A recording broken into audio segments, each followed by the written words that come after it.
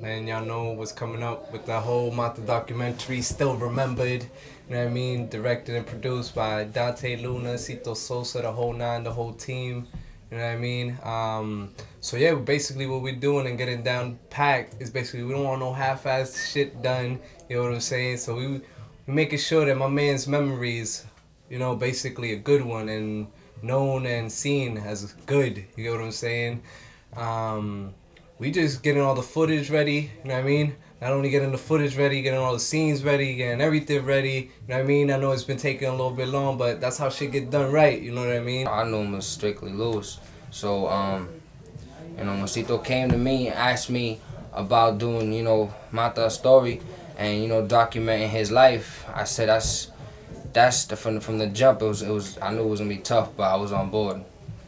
Because it's not a music video. A music video is entertaining, have fun, you record a song, you know, but it's somebody's life, you know what I'm saying? So it's definitely something you gotta treat with care. You can't, you know, initially, you know, we rushed into the project. We got a lot of work done, don't get me wrong. We filmed a lot. We got hours of work done, but we gave ourselves a timeline that it wasn't realistic, you know what I mean? Because there's no way you can tell Mata story in one summer. We don't have nothing exposing the world to our culture, you understand? So not too many, you know, movies come out from the hood. People come from outside the hood and they come to the hood to try and make movies about the hood, but they was never a part of it.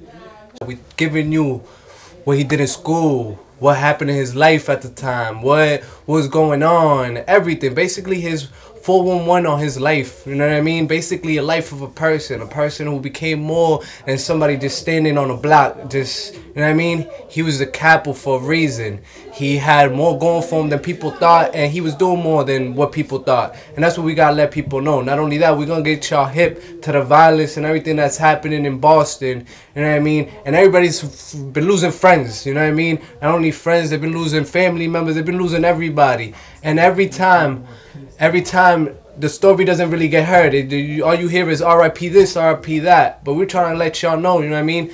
Boston and the violence is basically stopping us from doing our music, from doing our production, from videotaping, from everything. House parties used to be packed. Now, niggas don't even want to go to house parties. It's a simple fact because of the violence. There's violence, too much violence that's going on right now.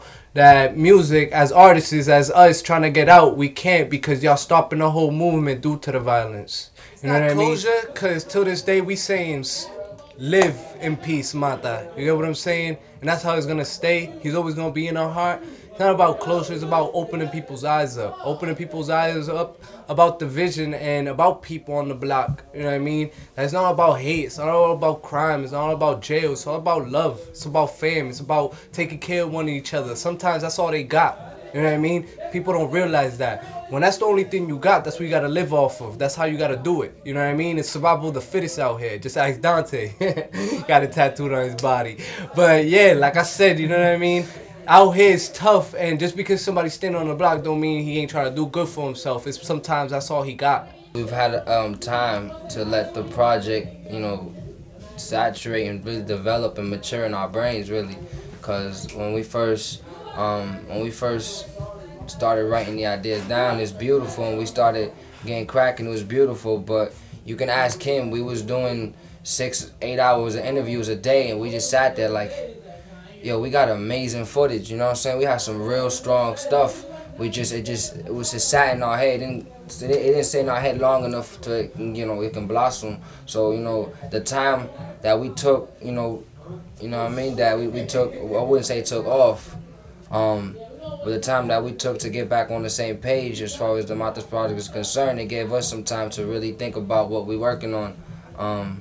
Because at the end of the day, you know, I didn't like the way certain media outlets, you know, portrayed Lewis. I didn't like the way certain media outlets, you know, painted a picture of him. So me priding myself in media, priding myself in you know, in video and film, you know, I feel like if I'm so pissed about it, then why not? What better way to do it than to recreate or you know, fix this image that they left of Mata? Cause with this documentary, you're basically meeting the type of person that Mata was. You know what I mean? Mata was a one of a kind. You're gonna see his barber there. You're gonna see his mom, his aunt, his boys, his cousins, his family members, people that didn't even know him, people that just heard his name, and you're gonna see what he was about. You know what I mean? The dude had love. You know what I mean? And that's what it's all about. It's about love. You know what I mean? That's what you're getting from this too. The reason we're doing this for him because we had love for him.